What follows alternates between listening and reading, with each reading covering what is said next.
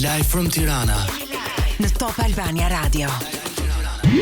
Ja ku jemi drejt për së drejtje sërish në Live from Tirana në këtë pjesë tjetër të programit e për të diskutuar këtë herë për një gjë jo vetëm të rëndësishme, por edhe të bukur për të dëgjuar edhe për të parë. Kam përshtypjen që tashmë jeni familiarizuar ku ne çdo ditë për disa ditësh i dhurojmë të ftuarve tanë në program në kuadër të nëntorit kuqezi, një muaj historik për shqiptarët për vitesh tashmë.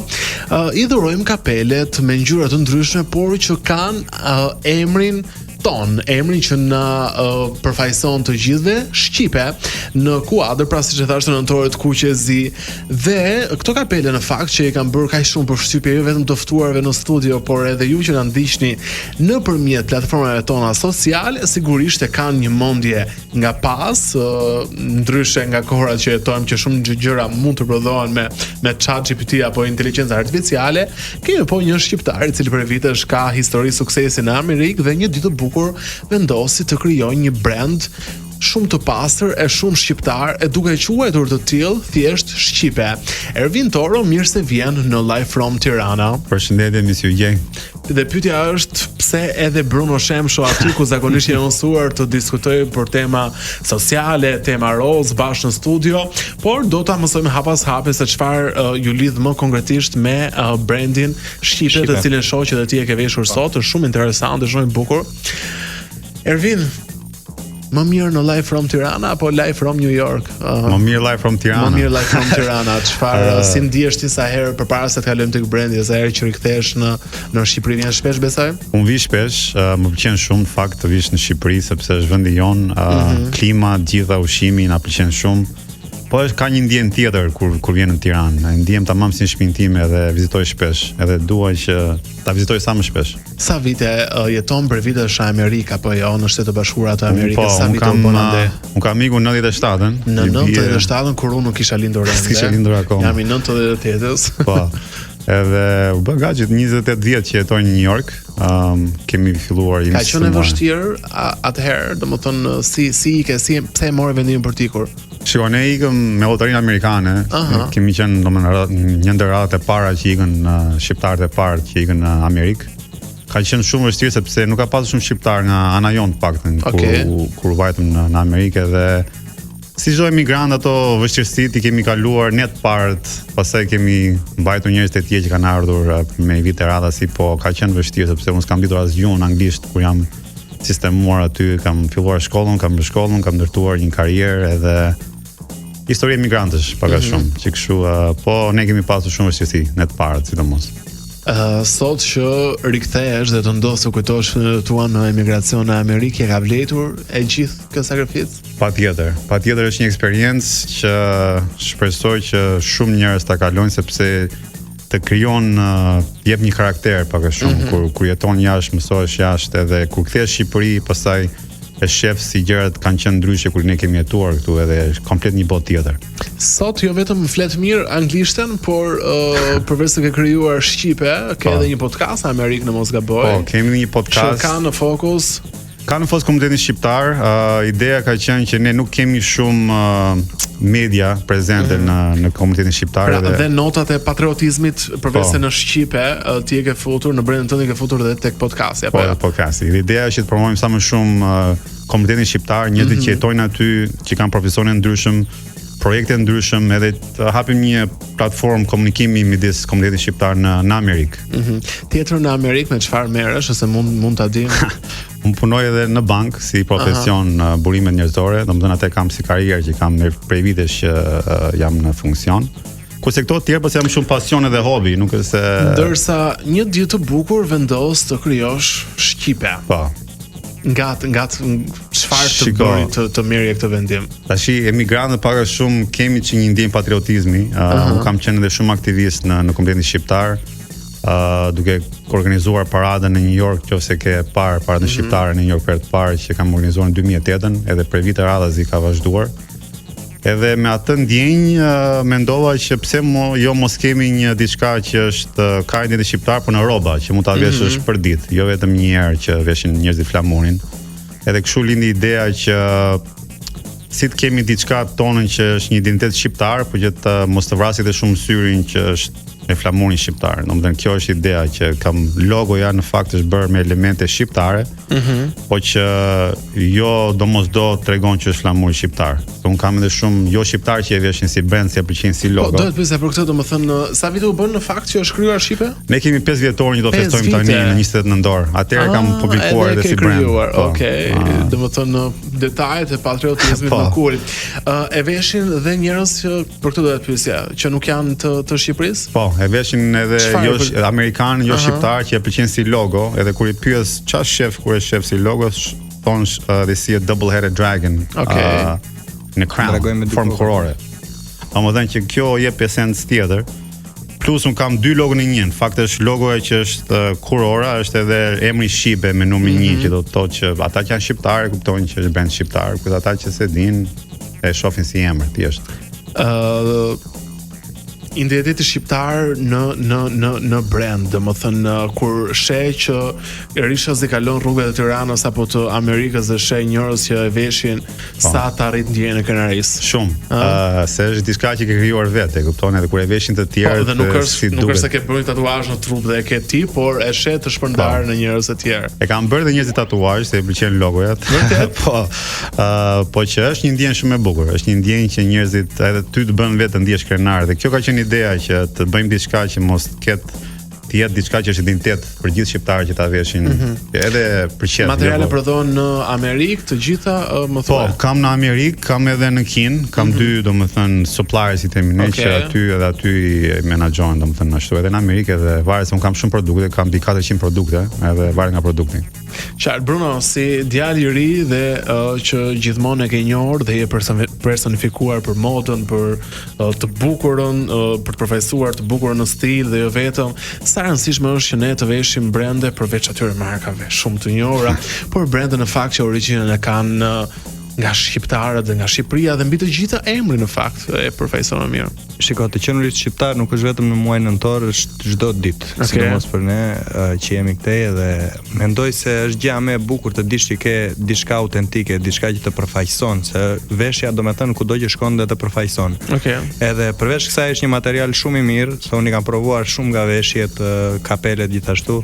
Edhe ky bashkëpunim midis nesh lindi shumë natyrshëm pasi dhe unë normalisht kur shkova në Amerikë duhet të takoja. Do më qëndrosh fiks tu se dua ta dëgjoj me shumë mendje si jeni njohur dhe si u bëret i bashkë me Shqipe, por do të shkëputim për pak fare reklama dhe rikthehemi shumë shpejt në Live from Tirana se dua të dëgjoj me shumë vëmendje pa e shkëputur dhe pa ndërprerë këtë histori. Mrekulli, rikthehemi sërish në transmetim të drejtë për drejtë në valët e Top Radio dhe në kanalin numër 10 në digital për të gjithë shqiptarët që jetojnë jashtë Shqipërisë dhe përdoren digital.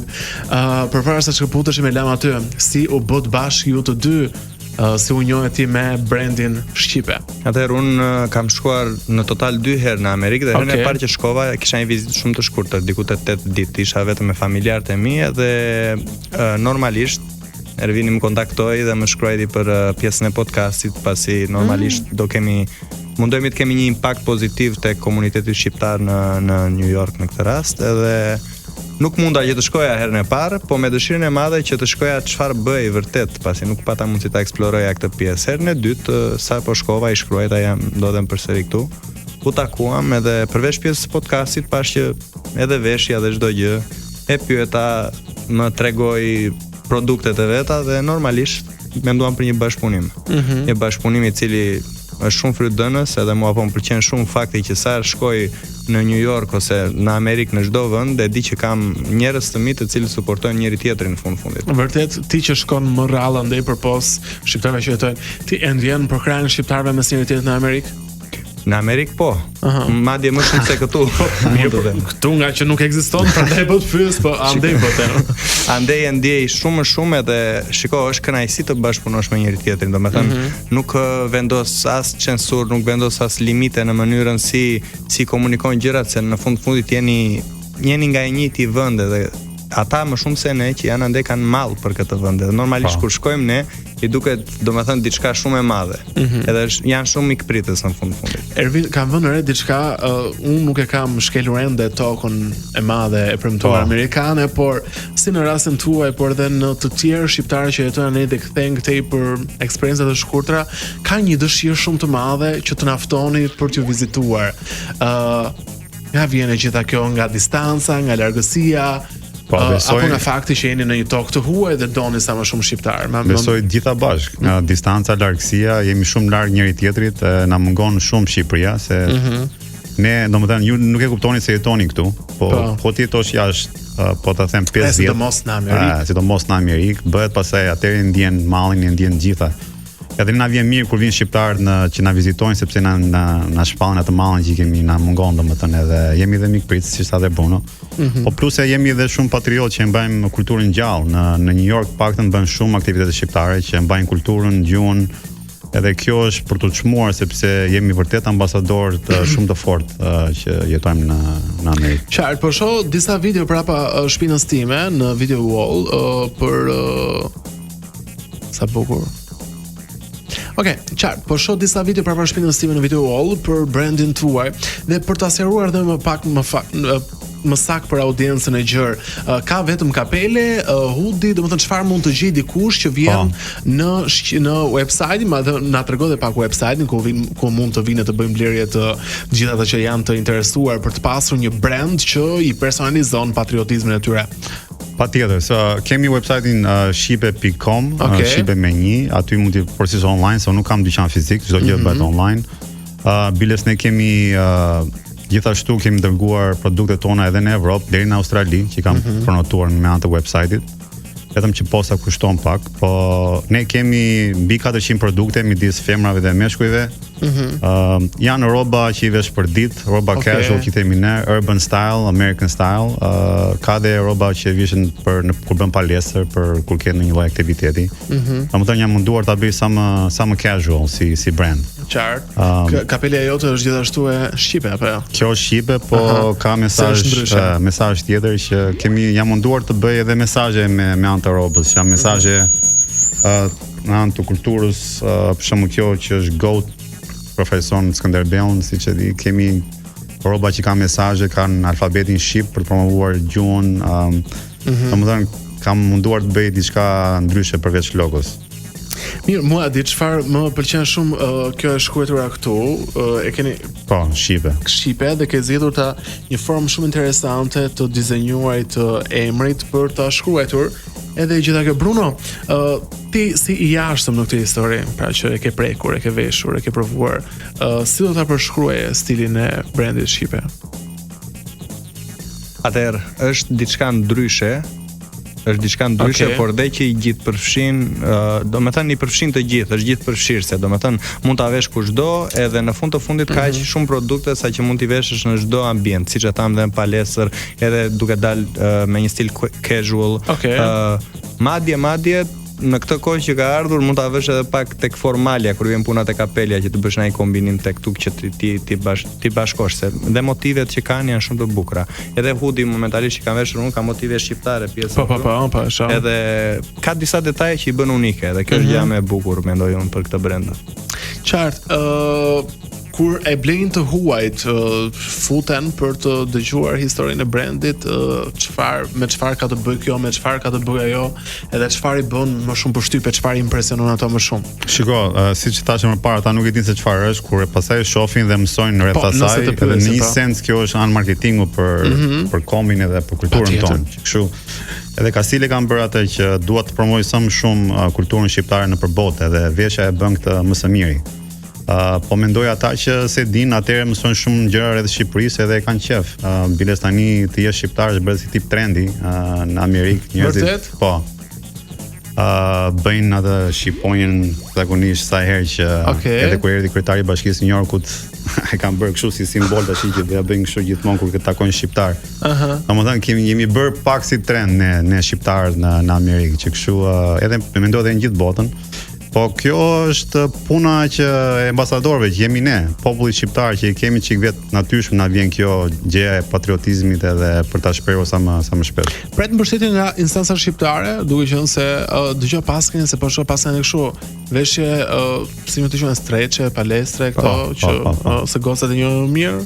Shkokën i motej në fakt Po, kemi goxha produkte, siç thash, kemi bërë gati më shumë se 400 edhe për femra dhe për meshkujt. Sidomos rroba paletrash për femrat i pëlqejnë shumë, se është kualitet goxha interesante shumë. Ndërkohë, po thoya prisim mbështetje nga instanca shqiptare, duke qenë se shqipen tashmë nga qeveria po thua. Po, nga qeveria. Jo, se kam pritur dhe nuk pres të më drejtën se nuk mendoj që është detyra e shtetit që po në një forme, përderisa ju promovoni, bëni biznes patjetër, por promovoni dhe Shqipërinë. Nuk e kam tentuar të më drejtën se nuk duhet të mas po as jo, po nuk është se kam patur ndonjë interes. Dhe kur them mbështetje, nuk them vetëm anë financiare, por kam përshtypjen që përdorimi i kësaj kapele nga kryeministri, tashmë që ka dhe famë ndërkombëtare, një nga politikanët më karizmatik në botë mund të hapte shumë dyer. Histori e bukur kjo, se në fakt kur ishte Rama në New York, mundova të jepja një kapele të Shqipës. Edhe ishte një fëmijë që dha kapelen edhe mundova ta vinte, po nga që kishte kokën shumë të madhe si bëri. Tha s'më bën, tha. Ose thjesht duhet ta lironte pak. Jo, nuk duhet të nxjerrësh një produkt 402-shin besoj. Edhe kam menduar të bëj një produkt një seksion ekstra për Rama. Fix. Edhe unë kam parë që realisht për te gjithë ngjyrën politike, Rama në Instagramin e tij ndodh që të jetë suportues, mbështetës ndaj bizneseve që lidhen me promovimin e Shqipërisë dhe këtë e bën gjithmonë dhe nuk e dihet mirë shumë do të ishte.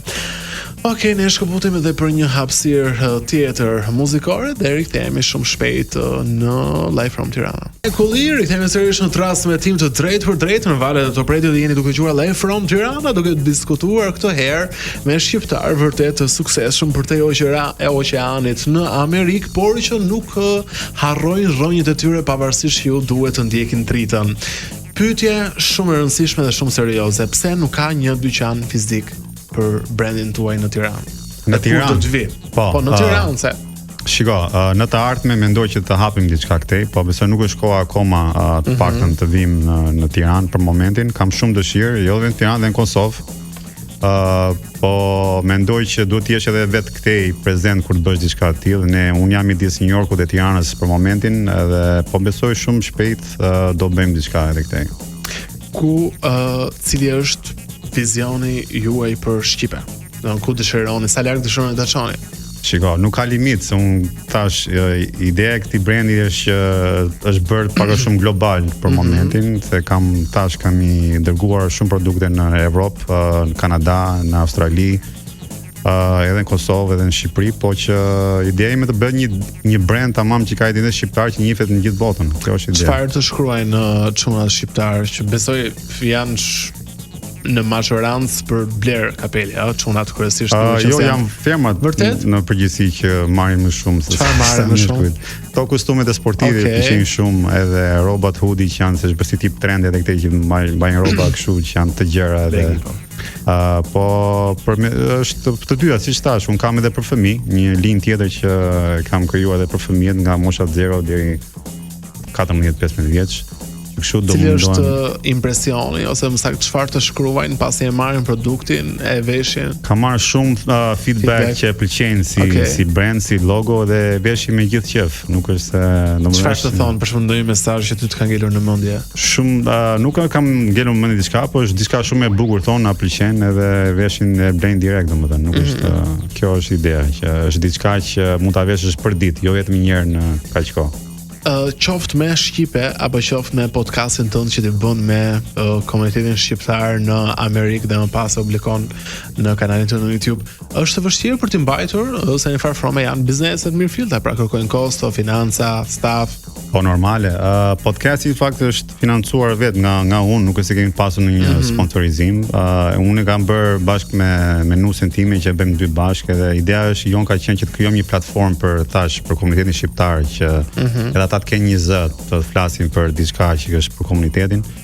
Po mendoj që edhe në të ardhmen edhe ajo do bëhet një farm biznesi që do ketë sponsorizim nga bizneset e tjera, se është me çdo gjë me çështje kohe. Ne po hedhim ato hapat e para dhe besoj më vonë do jetë. Bruno ishte te podcasti? Po, isha te podcasti. Si u ndjeve aty? U ndjeva shumë mirë. Shkoj në Amerikë edhe të intervistohesh po nga shqiptar. Ishte gjë shumë e bukur, po të them drejtë më nxori mallin e Shqipërisë, se qëndrova çik më gjatë, sa herë qëndrova, nuk do thoja më mori malli për ty, ore.